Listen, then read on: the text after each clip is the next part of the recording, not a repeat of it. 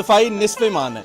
हमारे से अक्सर लोग ये पूछते हैं कि हम आप लोगों के फार्म पे आते हैं, हम आगे यहाँ पे बर्ड्स देखते हैं, उनकी कंडीशन ही डिफरेंट है, उन बर्ड्स की खूबसूरती डिफरेंट है, समझ नहीं आती कि क्या कर रहे हैं। तो काम आप जब भी जिस लेवल पे भी आप कर रहे हैं, बेशक आपके घर में 2 खुड्डे हैं, यहाँ पे कितने बड़े फार्म के ऑनर हैं, सफाई बर्ड के लिए अक्सर लोग हमारे से पूछते हैं, तो मैं उनको 2 ही टिप्स देता हूँ कि यार सफाई सबसे अहम, और टाइम पे दाना पानी अगर आप कर रहे हैं तो ऐसा पॉसिबल ही नहीं है कि आपके बर्ड्स हेल्दी एक्टिव ना रहें। उनमें बहुत बड़ा किरदार होता है सफाई का।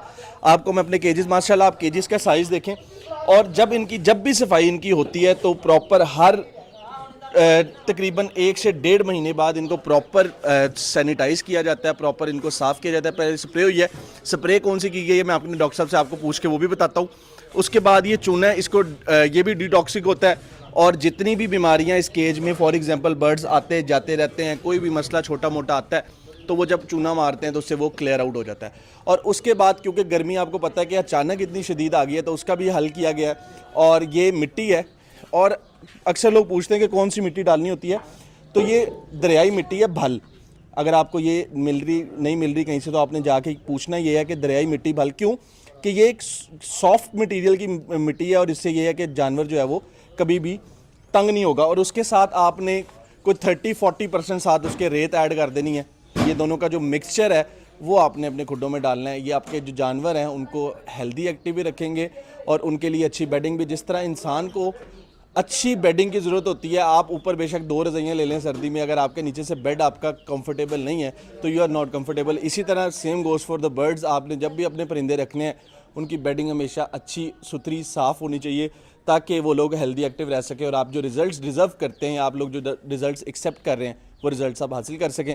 इसका इंशाल्लाह पीछे दवाई का रह गया, बिलाल भाई हैं, हम डॉक्टर साहब से पूछ लेते हैं, क्योंकि अक्सर लोग पूछते भी हैं। डॉक्टर साहब, जो बेसिक मामला है, बाकी तो हमने सब कुछ बता दिया है, स्प्रे के बारे में बता दें कि स्प्रे कौन सी यूज़ करनी है। और स्प्रे को हमने आया कि हमारे पास तो अल्हम्दुलिल्लाह कोई बीमारी नहीं थी, लेकिन फिर भी आपने स्प्रे करवाई और चूना भी मरवाया, वो क्यों है? इसमें यह है कि सबसे पहले जो है ना, हमने जो मिट्टी चेंज की है उसमें हमारा जो सीजनल जो चेंज आ रहा है उसकी वजह से की गर्मी जो आ रही है, गर्मी मेन जो वजह है वो है, बजाय इसके कि हमारे बर्ड हीट अप हों। अब लोग कहते हैं अभी तो पहले गर्मी आई नहीं है, लेकिन गर्मी आने से पहले आपने उसकी तैयारी करनी है ना। अब गर्मी आ तो गई है। हाँ जी, अब जो टेम्परेचर वो 35+ हो रहा है, तो इसका मतलब है गर्मी आ गई।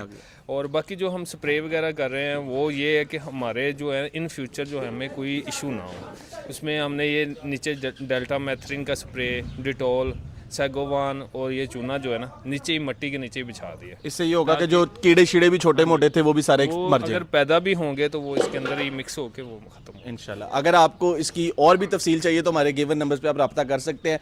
और अभी से तैयारी शुरू करें गर्मियों की। गर्मियाँ आने वाली हैं, गर्मियों का सीज़न 9 महीने हमने गर्मी फेस करनी है आगे।